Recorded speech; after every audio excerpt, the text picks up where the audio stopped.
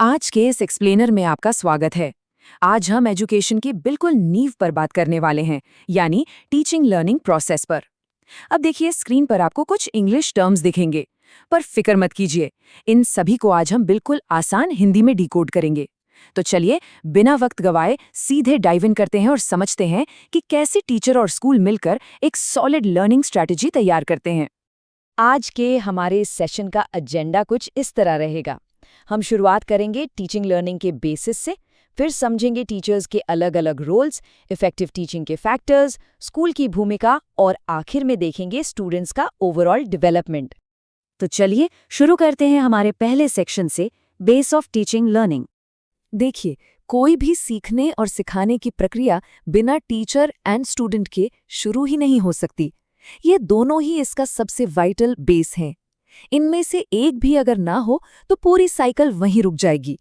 और हमारे सोर्स में एक बहुत ही इंटरेस्टिंग पॉइंट हाईलाइट किया गया है। कई बार स्टूडेंट्स अपने पेरेंट्स से भी ज्यादा अपने टीचर्स की हर एक बात, हर एक आदत को बहुत क्लोजली फॉलो करते हैं। मतलब एक टीचर क्लास में सिर्फ पढ़ाता नहीं है, वो दरअसल एक मेंटर और रोल मॉडल होता है। अब आते हैं सेक्शन 2 पर, डाइवर्स रोल्स ऑफ टीचर्स। एक टीचर को क्लास में कई अलग अलग हैट्स पहननी पड़ती हैं, जैसे कि motivator, controller, trainer, moderator, facilitator और लीडर। अब इसको ऐसे समझिए, एक मोटिवेटर के रूप में टीचर का काम है क्लास में नई चीजें सीखने का जोश भरना। इसके लिए वो रीइंफोर्समेंट या प्रेज यानी तारीफ का इस्तेमाल करते हैं। कभी सही जवाब पर ताली बजवा दी तो कभी शाबाशी दे दी।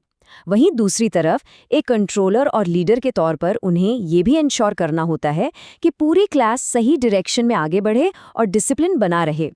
अब यहाँ पर एक बहुत ही कमाल का डिफरेंस समझते हैं, ट्रेनर और फैसिलिटेटर के बीच का। देखिए, एक ट्रेनर बच्चों को सिखाता है कि जो नॉलेज और स्किल्स उन्होंने सीखी हैं उसे प्रैक्टिकली अपनी डेली लाइफ में अप्लाई कैसे करना है। पर एक फैसिलिटेटर का रोल थोड़ा अलग और एडवांस्ड है। वो बच्चों को मोटिवेट करते हैं कि वो अपनी पुरानी नॉलेज को बिल्कुल नई और अनजान सिचुएशंस में कैसे यूज करें। ये दोनों ही रोल्स बच्चों को रटने की आदत से बचाकर रियल और प्रैक्टिकल लर्निंग की तरफ ले जाते हैं। आगे बढ़ते हैं सेक्शन 3 की ओर, फैक्टर्स फॉर इफेक्टिव टीचिंग।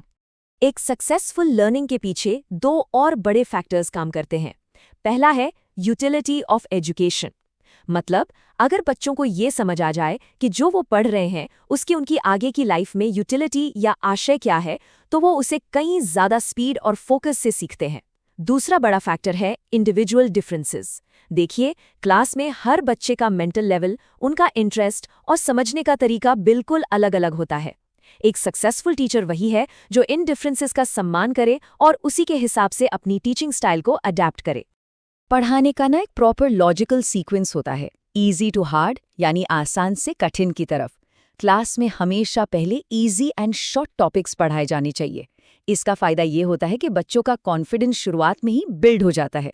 एक बार वो कॉन्फिडेंस आ गया, उसके बाद ही उन्हें हार्ड एंड लॉन्ग टॉपिक्स की तरफ मूव करना चाहिए। ये स्टेप बाय स्टेप अप्रोच पूरी लर्निंग प्रोसेस को कितना स्मूथ बना देती है ना?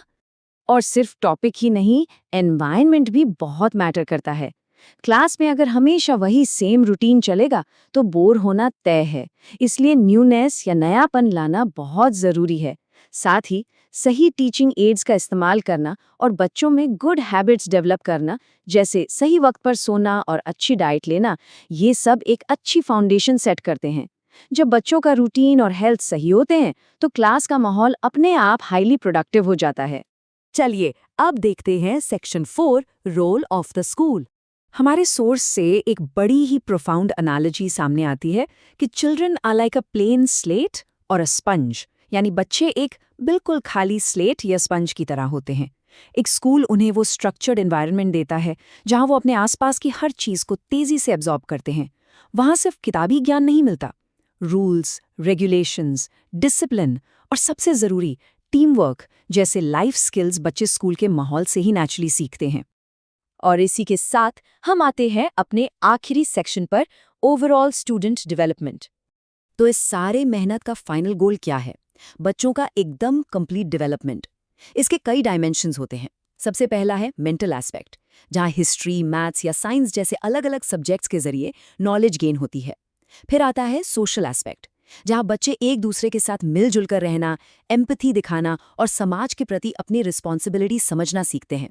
ये उन्हें एक अच्छा इंसान बनाता है। इसी डेवलपमेंट प्रोसेस में दो और एस्पेक्ट जुड़ते हैं, फिजिकल और वोकेशनल। अब बच्चों में तो आप जानते हैं बाउंडलेस एनर्जी होती है, तो स्पोर्ट्स और फिजिकल एक्टिविटीज उस एनर्जी को एक पॉजिटिव डायरेक्शन में चैनलाइज करने का काम करती हैं। और वहीं दूसरी तरफ आर्ट्स, क्राफ्ट्स और वोकेशनल एस्पेक्ट उन्हें आगे चलकर अपनी आजीविका यानी लाइवलीहुड कमाने के लिए जरूरी प्रैक्टिकल स्किल्स सिखाते हैं। तो अगर हम इन सभी डॉट्स को कनेक्ट करें तो तस्वीर बिल्कुल साफ हो जाती है। ये जो ओवरऑल डेवलपमेंट है ना, यही हमारे पूरे समाज के इकोनॉमिक, सोशल और पॉलिटिकल फ्यूचर की सबसे मजबूत नींव रखता है। स्कूल लेवल पर दी जाने वाली यही क्वालिटी एजुकेशन कल के समझदार और जिम्मेदार नागरिक तैयार करती है, जो देश को आगे बढ़ाते हैं। अब आज के इस एक्सप्लेनर के आखिर में एक बहुत ही थॉट प्रोवोकिंग सवाल सामने आता है। किसी भी बच्चे के ओवरऑल डेवलपमेंट में आखिर सबसे बड़ा इम्पैक्ट किसका होता है? क्या वो एक टीचर के द्वारा निभाए गए अलग अलग डायनामिक रोल्स हैं, या फिर स्कूल के द्वारा दिया गया वो स्ट्रक्चर्ड एनवायरनमेंट? इस पर जरूर विचार कीजिए। आशा है आज के इस विश्लेषण से एजुकेशन प्रोसेस को समझने का एक नया पर्सपेक्टिव मिला होगा। साथ जुड़ने के लिए बहुत बहुत शुक्रिया।